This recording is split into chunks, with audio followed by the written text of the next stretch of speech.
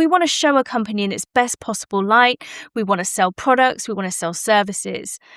But of course, we also know that when it comes to sustainability, if you approach the topic of sustainability in the same way that an organisation has always traditionally communicated, that is the moment where you're going to get unstuck. And you're going to start to get into the territory of unintentional greenwashing. That's the uncomfortable line many companies are now walking. Say too much and you risk greenwashing. Say nothing and you lose trust. Good morning, good afternoon, or good evening, wherever you are in the world. This is Climate Confident, Stories and Strategies that Cut Emissions, episode 278, and I'm your host, Tom Raftery. My guest today is Helen Neal, founder of HN Communications, a sustainability communications agency working with corporates and NGOs. In today's episode, we get into why climate claims now need the discipline of financial reporting, why greenhushing is not a safe escape route, and how regulation, AI, supply chain data, and board accountability are changing what companies can credibly say. So, I started by asking Helen what first pushed her into building a business around sustainability communication. I come from a background in government relations, actually. So I never set out on my career to be a sustainability expert. And indeed, 25 years ago, the topic of sustainability on the agenda of boardrooms was just simply not there. So my background is in politics, government, regulation, and I worked for some global corporates, so Virgin Atlantic. I then worked for Nissan. And my role really for both of those companies was to work on the regulatory environment, the government environments. And as you can imagine, for both an airline and a car company, the issue to do with carbon was a real big one. And so I actually found myself getting dragged more and more into this kind of sustainability world around 15 years ago. And it wasn't until about 10 years ago that I decided to leave the corporate world and set up this agency. I could see that there was a real challenge, particularly for big companies, to communicate on this topic in a way that was both honest and effective all at the same time. And I think it's fair to say there are still some challenges today, but that's really part of the problem we are looking to solve as a company. And working in Parliament, aviation, automotive, corporate affairs, what did those worlds teach you about how companies communicate under pressure? I've seen it done really well and I've seen it done really badly. And I think so often the best way to deal with any of these kind of crises type situations is to come out on the front foot and be brutally honest. And whilst that sounds like very obvious advice, it's surprising how difficult I think particularly corporates still find that to do. And why do you think sustainability communication, why has it become so much harder in the last couple of years? I mean, I think it's always been difficult, but I think what we've seen is an increase in this difficulty because I think the topic has come to a head a little bit. I think one of the big challenges with this topic is perhaps a structural one that often businesses have within their business but don't realize that it's there. So the way in which companies often communicate from a PR perspective, from a consumer perspective, from a marketing perspective, is always to put the company's best foot forward. We want to show a company in its best possible light. We want to sell products. We want to sell services. But of course, we also know that when it comes to sustainability, if you approach the topic of sustainability in the same way that an organisation has always traditionally communicated, that is the moment where you're going to get unstuck. And you're going to start to get into the territory of unintentional greenwashing. And I've seen this happen time and time again with businesses, because I don't believe that the vast majority of businesses, any of them, want to set out and intentionally mislead their consumers, mislead their investors, and greenwash. I really don't. But there are some structural problems within a business that is inherently tripping them up because they are intending to communicate in a very traditional way. And actually, the way you communicate on sustainability is very different. And I think it is a completely different discipline. And so I think that's where we see a lot of challenges within this space. And I think that's why a lot of businesses get stuck here. Okay. So address some of those problems that you talked about. What are they, and how is sustainability communication different from other forms of communication that companies might have? I always say that one of the first ways to think about sustainability and how you communicate it is to think of it in the same way that you would communicate your financial data. And what I mean by that is it requires the same level of rigour and third-party verification and defensiveness within the language that you're using, that it needs to be clear, it needs to be rigorous, just in the same way that you would create a financial report. So that is the first step. You need to think about it in the same way as you would treat your financial data in your reports to your board and your investor. But that's also not enough on its own. We also need to combine that creativity and that flair and that interest, because if you just do that alone, sustainability becomes a very boring, dry topic. We've all seen the reports that get published by businesses, sustainability report that gets put on the shelf. You have to delve into finding it on the website and nobody reads it. And what I want to do is also help businesses feel more confident to take that rigorous data and information and actually then still be able to feel confident that you can communicate that and tell those important stories and communicate your ambition and the work that you're doing around sustainability, because that is equally important. And in actual fact, staying silent on this, which is something we have also seen for businesses in the past couple of years, this concept of greenhushing is also very dangerous for businesses to embark on. The idea of just simply thinking that you can stay safe by saying nothing is actually not true either. It's really important that consumers feel like they understand and they know what an organization is doing when it comes to their sustainability work too. So it is important that you communicate. It is important you communicate with that financial style rigour, but also we want to do this in a way that is inspiring and engaging for consumers as well. So, and it can be both. So that's one of the things that I tend to get on my soapbox about and argue with, but it is possible. And is regulation becoming stricter around greenwashing? Is that a reason why companies are starting to greenhush, or is it more the likes of Trump's war on ESG, or is it all of the above, or something else entirely, or a combination? With all of this stuff, it's a combination of many factors. I think you touch on the Trump point. We can't deny that I think in the past sort of 2 years since he came to power, we've seen a massive shift in terms of how companies feel safe and comfortable to communicate on sustainability. But what I would say on that point is I can't help but feel that in a way he's almost done a little bit of a favour, which I'm sure is not his intention. But let me explain why I think this is the case. I think up until that point, businesses were too fixated, and actually the NGO world, I think, is also potentially in part on this too, that communicating on sustainability had been a kind of a point of saying it's just the right thing to do. We should do this because it's right for our children and our children's children, and we want to leave the world in a better way than how we came into it. All of those things are true. And I think that a willingness for a business to have those views is absolutely fine. But we also know that that was only around 20%, 30% maximum of businesses that actually really held that view. We know the vast majority of businesses, that kind of message didn't hold up.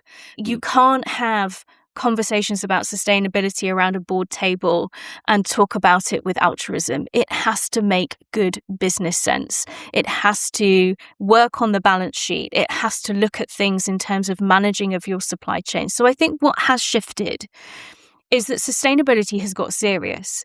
It has become a topic of a business motivation and a business factor rather than it being perhaps something that was perceived as soft and woolly. So I think what has happened is the conversation and the language around sustainability is now about long-term business resilience, supply chain resilience, long-term legacy, managing the sovereignty of your energy supply. These sorts of things, I think, have become safe spaces for businesses to talk about sustainability in that way. Yet still, a lot of that motivation and that altruism that is equally important is still there, but it's perhaps not the piece that is vocal, and it's certainly not the piece that actually turns the dial within a boardroom. Mm. I'm glad you said that, because my other podcast is called Resilient Supply Chain. So, well, there we go. Very timely. Ticking of two boxes there. But you also mentioned about regulation, and I think that's an important one. And obviously, my background is in that kind of more government regulatory space up until starting the business. And yes, there are more regulations coming online. There are different spots globally that have more regulation driving them than others. But I think what is happening is even those areas of regulation, and let's take EU, for example, there has been a number of EU regulations that have come into play. And there's another one coming into play in September, which is the consumer it's called ECGT. I can never remember all these EU acronyms, but this is about the consumer trust, essentially, in terms of the language and communication that's being used. So this is coming in September, but there are others. People will know about CSRD and things that impact business. And even if you are a business that isn't based in Europe, if you have any form of operations in Europe, you still get caught by some of these regulations. When I worked in corporate, and there were, let's say, some very well-known business leaders who would often say to me, Helen, whatever we do, we need to ensure that we reduce regulation. We don't want regulation here. We need to minimize it as much as possible. So I spend a lot of time arguing and pushing for a reduction in regulation.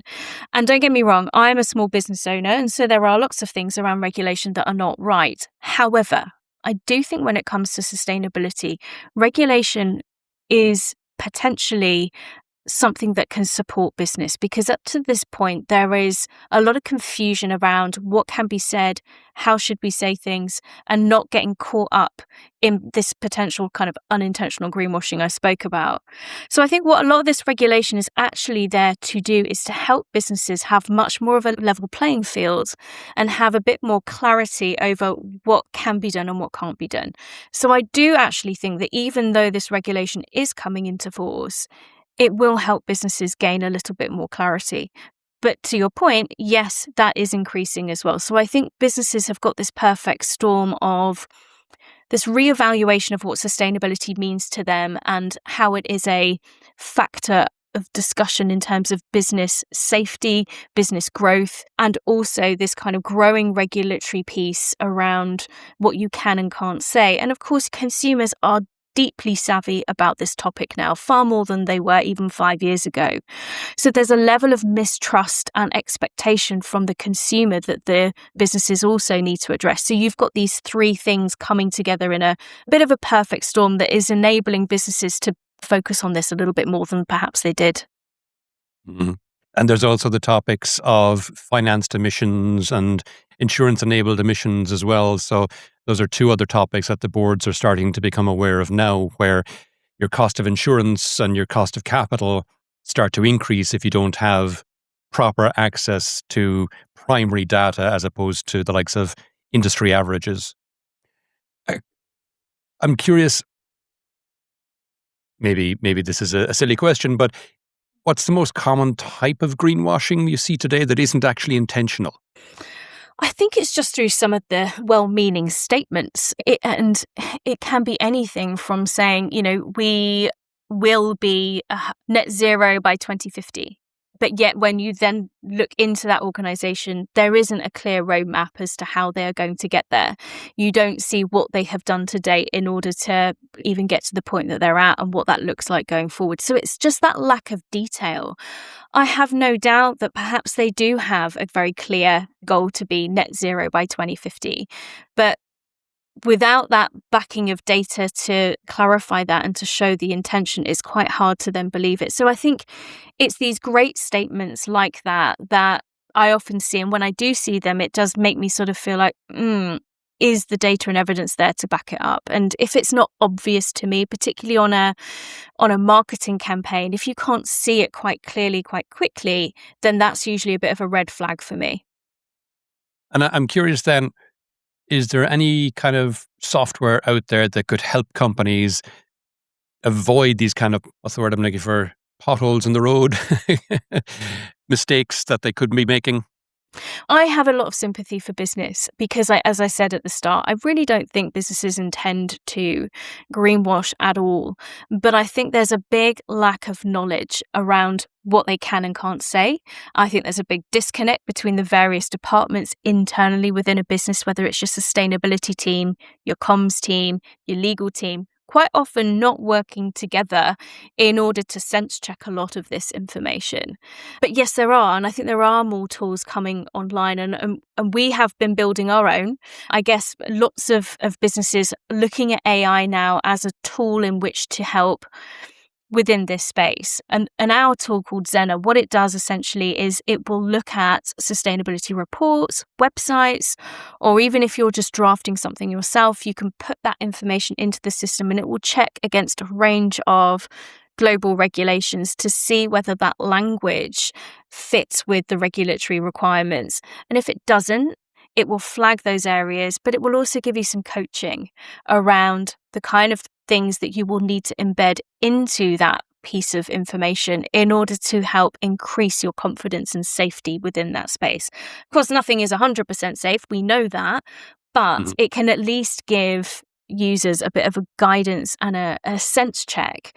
And even if we can get people 80% there, and I think particularly with that coaching piece of challenging back to the human, the AI is almost prompting the human to start thinking about what other data evidence might you need. And if you realize that you've got gaps in that space and you don't have that data, that also tells you something as well. And so I think it's quite a helpful tool to help you know, are you on the right track? Do you have everything in terms of that evidence and data backed up, just to help improve how you need to package this information and avoid those potential regulatory risks, which some, by the way, carry fines. So it is important from a financial perspective as well as reputational. Okay. I'm just curious about the likes of the rise of generative AI, as you mentioned AI there. Has that made sustainability communications better or dramatically more dangerous, given people are potentially broadcasting hallucinations with a high degree of confidence? I mean, I think it does both, actually. I hate seeing those kind of telltale signs of like the M dashes and stuff like that within language. You can just spot it a mile off. And I think all of us can. We know when that language is inauthentic or has been driven by AI. I think for businesses, what I'm seeing at the moment is they're using AI for drafting and testing. But I think that potentially, with things like sustainability, because the way in which you communicate does carry a level of risk, it is really important that a human is at the forefront of creating that language and that information and that ownership around that information. And I think that's super important, particularly even from a kind of auditing and validation point of view. That said, there is space for AI, and there is a huge interest in terms of sustainability tools around AI, certainly around things like reporting and housing of that data, calculating that data and packaging all of that up and understanding the patterns and what's happening within a business. I think that's super helpful because it is something that is a huge piece of work for businesses and teams to audit and manage. So there is a place for AI. And likewise, when we've got all of that data and that information, that first drafting of telling that information and that story and building those reports and that language to boards and consumers, that's also an important kind of pre-publication test to make sure that you've got everything in the right place. But where the human comes back in is at the end of that process to then sense check, verify, make sure that what it is saying is actually accurate, and that putting that kind of human oversight on everything, I think, is never going to go away, in my opinion, certainly not for the foreseeable future. So it is both. And I think it does carry risk. I think the risk comes is where you don't have that human oversight in at the end, or indeed have the human at the very beginning of the process in terms of the input in. There's the bit in the middle where I think AI can lend a huge amount of support to humans, particularly in sustainability. But it is very important that the human is at the start and at the finish of that process, almost like a bit of a sandwich. Okay. And you've worked with lots of companies, like you mentioned Nissan and Asahi, the beer company, and Bosch and Responsible Steel across multiple different sectors. What would you say separates companies that communicate sustainability credibly from companies that struggle badly with it? I think it all starts with the CEO and the board. And I think often when you don't have the buy-in from that senior leadership from the get-go, then that's where I start to see things not work as they should be. I'm always of the view, with our work and the work that we do, we don't go into businesses to try and convince the board and CEO that they need to do something on sustainability. That is not, it's a fruitless task. The business and the board and the CEO have to buy into it. And it has to be more than just language. And that's coming from a comms person. It must be around action. So where I've seen it work really, really well is where the CEO is bought in, but the board are bought in as well. And that sustainability isn't just a department that sits in the side in a back room and occasionally comes in for a board meeting. But actually, sustainability as a discipline transcends every single part of a company's department. And not only that, sustainability is a KPI that sits within every single department, whether it's HR, finance, marketing, logistics. All of them have an accountability within their function for sustainability rather than it being a separate function. That's where I see it work really well. And I guess the final thing on that, which is an even next level piece, is where not only is it a KPI, but then suddenly sustainability also starts to become an accountability tool for board bonuses as well. So money talks at the end of the day. And I think sometimes when you position your KPIs around sustainability to also the recognition and reward, suddenly you really do start to see a change in a level of engagement. But that has to come from the top. That has to come from leadership. That's where I really see meaningful, sustainable change happen within an organization. And by the way, I often see that when you have all of that, there's greater innovation, there is greater opportunity for development of new business models and new opportunities, and greater room for creativity as well around marketing and communicating with consumers. Rather than seeing sustainability as a negative tool that is going to cost your business more, this actually then becomes a catalyst for change that can actually generate long-term business income, manage resilience, and all of those good things that I'm sure you talk about on your supply chain resilience podcast as well. Sure. And I'm delighted to hear you say that, because I could show you PowerPoint decks from keynotes that I was giving in the mid 2010s, where I was saying that one of several bullet points on the deck was, and it was always the last one, that one of the most powerful tools you can have for helping your company on this decarbonisation project is aligning executives' KPIs with emissions reduction targets. And you always got a bit of a in the room when I'd say that, but it's absolutely true. It goes without saying. It should go without saying, but I'm glad we said it. And you've worked on communications around EV transitions, steel decarbonisation, corporate climate leadership. Where are companies genuinely making progress, and where are they still mostly performing progress? I think we've seen there's been a lot of progress in those kind of scope 1 and scope 2, those areas that businesses can directly control. I think we have seen shifts within that space. I think energy and renewable energy has been a very successful area for a lot of businesses in terms of shifting to using renewable energy. That's been a really positive change, and I've seen that really accelerate in the past sort of 10 years. So those are definitely areas that I think we've seen movement on. I think where it still remains a challenge is around that supply chain piece. And you will know this really well. It's that difficulty of not having direct ownership. It's the complexity that comes with supply chain. And of course, supply chain isn't just about carbon reduction. We've seen the concept of sustainability as a whole evolve.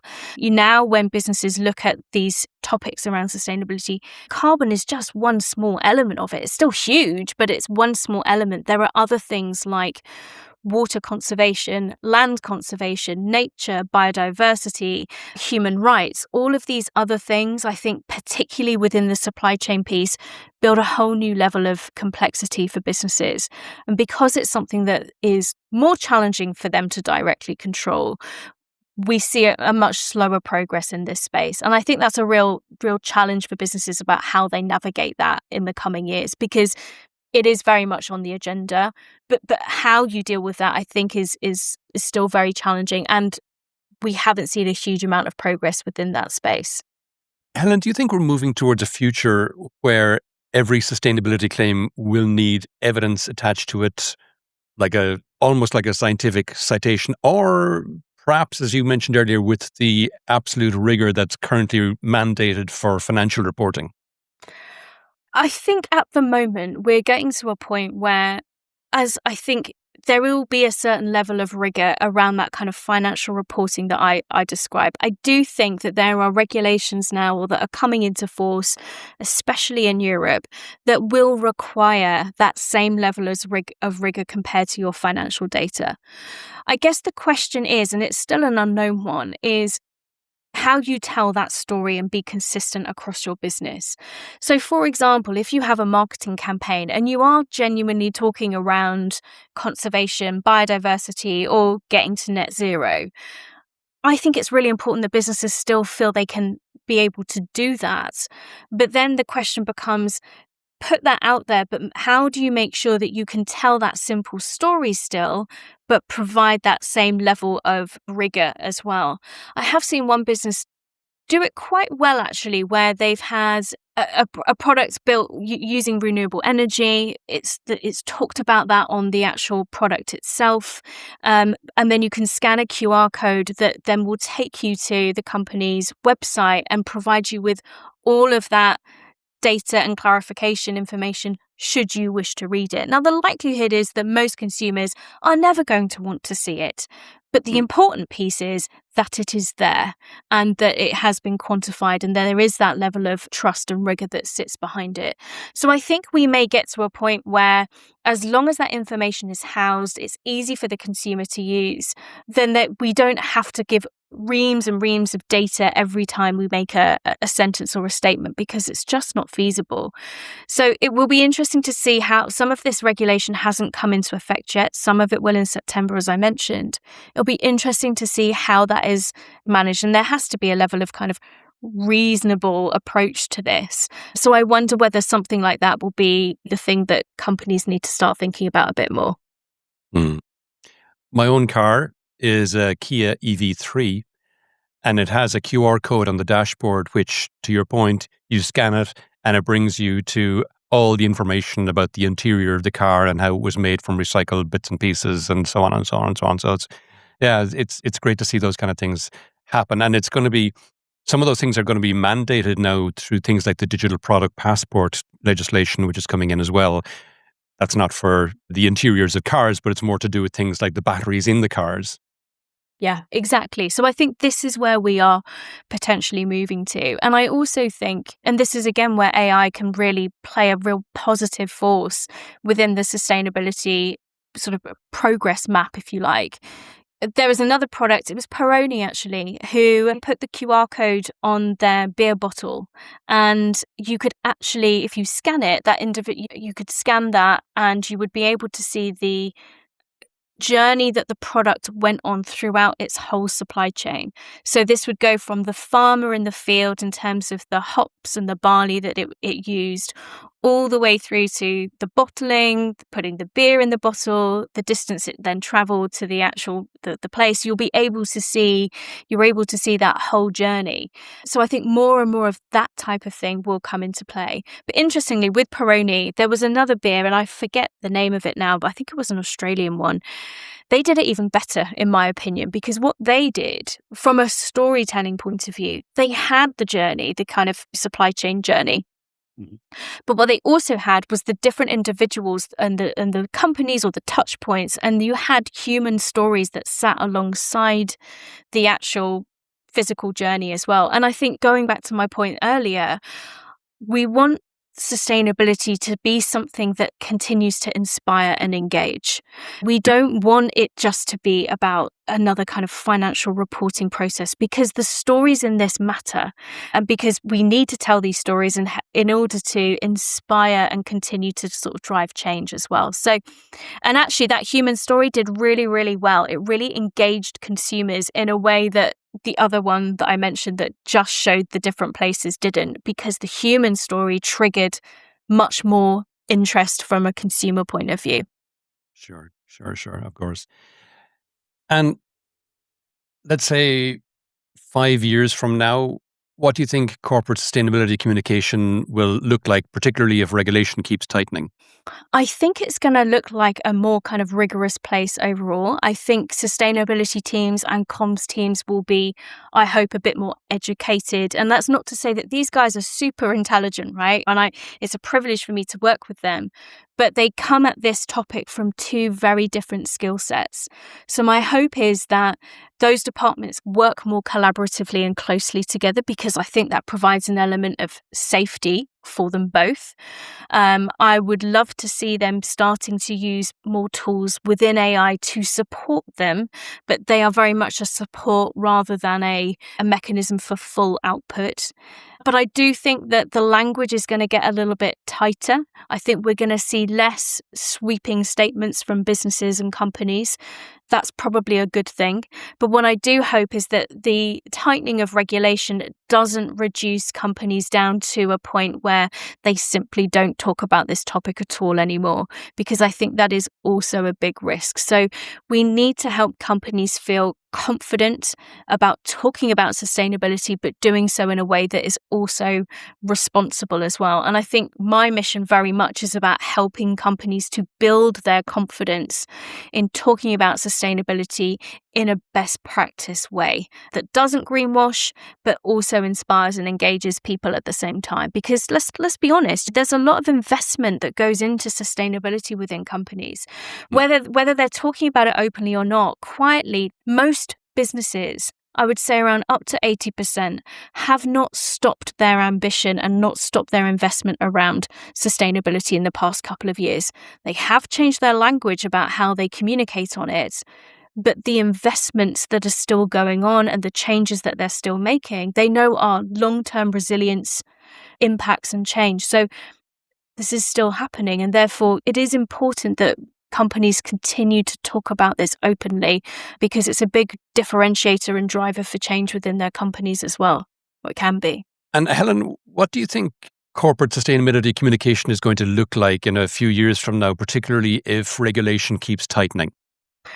I mean, I think we're going to see businesses being a little bit more rigorous in terms of how they communicate. I think that they will take on board this approach around having more data to back up the statements they're making. I think they probably will be a little bit more cautious around what they can say. But I think I would like to very much encourage businesses to feel confident that they can communicate on this topic and do so through a lens of the rigor and the accountability that is needed, but also still be able to talk about this in a engaging and inspiring way. I would love to see more departments like the sustainability team, the comms team, the marketing team, collaboratively working together. I think some of these regulatory changes are going to require them to work more together with their legal teams as well. I don't think that's a bad thing. I think actually that's going to really help them to avoid some of the pitfalls that I think many of them have been tripping up with, that has either stopped them from communicating about sustainability at all, or at some points putting themselves unintentionally at risk of greenwashing. So I think that coming together of some of these teams will be really important. I think regulation will drive up a certain level of rigor and probably best practice as a hope. I do think AI tools will be able to support in terms of that journey. Like I said, in terms of that kind of middle part of making sure that that kind of sense checking has happened. But I do hope that businesses also continue to see sustainability as a real driver and differentiator and ability of being able to communicate and engage your consumers and your investors too, and do so in a way that is inspiring, and it's not just boring data sets from the financial world. We still want this topic to be something that inspires and moves people, because it is a real business differentiator. And a left field question for you, Helen. If you could have any person or character, alive or dead, real or fictional, as a champion for rigorous sustainability communications, who would it be and why? Oh, that is a really good question. It's really hard to kind of pick someone. And I guess thinking about it, and it might sound a little bit trite, but I'd probably ask one of my sons because, they're only 10 and 11, but they are so engaged in this topic. It is something that they feel deeply about, not just because of my work, but I know that it's an important thing for all of them at school. And I think we have a tendency as adults to bypass that as not being important, but it is important. I think that younger generations, even the 20 and 30-year-olds, there's so much evidence there to suggest that this topic is deeply important to many of them, far more than older generations. And that gives me purpose for hope, because those individuals very soon are going to be the ones around those board tables. They are going to be the CEOs, the head of HRs, the head of supply chain.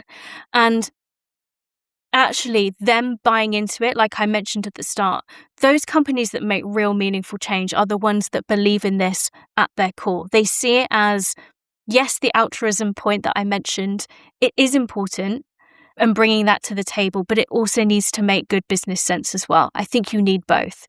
I think for me, it's the young person that has the ability to challenge us and our old mindsets that can drive this topic forward in a way that time is running out for some of us to be able to potentially do that. And they are the ones that are going to have to live with it. So I think someone like my son, I would hand it over to them to be able to champion, because I think they'll do a better job than us. Great. We're coming towards the end of the podcast now, Helen. Is there any question that I did not ask that you wish I did, or any aspect of this we haven't touched on that you think it's important for people to think about? Only to say, I think, let's be honest, where we are today, we're in a really tough environment. And I think, geopolitically, there are lots of things happening that are confusing, difficult, uncertain. And I think particularly for business, under a lot of pressure, a lot of uncertainty, I think it's very easy to lose sight of perhaps some of these big picture elements like sustainability. It is a longer term challenge and issue that requires constant focus over the long term. Businesses, traditionally, their cycle is kind of quarterly and sometimes annually. And so I think it doesn't lend itself so well to that kind of topic. So I guess what I would say is, despite all of these challenges, I'm genuinely hopeful and positive, actually, in a way that I haven't been probably for a few years, that despite all of these complexities, actually, there is a real resilience within the sustainability world and within business that take on board sustainability to actually leapfrog and get ahead in this moment of uncertainty, because they are staying the course, they are continuing to invest, they are continuing to level up in their supply chains and their business resilience. And I think that whilst they don't see it potentially yet as tangible outputs, I think in 2 to 3 years' time and 5 years' time, they will realize that the decisions and the investments that they made now have exponentially benefited them in the future that I think we're going into. So I think sometimes it's just about holding the course in times of difficulty. Helen, if people would like to know more about yourself or any of the things we talked about in the podcast today, where would you have me direct them? So you can find me on helenneal.org. You can find lots about me there, and also on LinkedIn. You can find me on LinkedIn and also on our website, so www.hncoms.co.uk. And also, if you're interested in checking your own sustainability language and making sure that it is compliant and also best practice, you can also check out and apply to look at Zena, which is www.zenareview.com. And we're opening that up to some businesses to start checking their own communications this month. Fantastic. Helen, that's been really interesting. Thanks a million for coming on the podcast today. Thank you so much for having me, Tom. I've really enjoyed it. Thank you.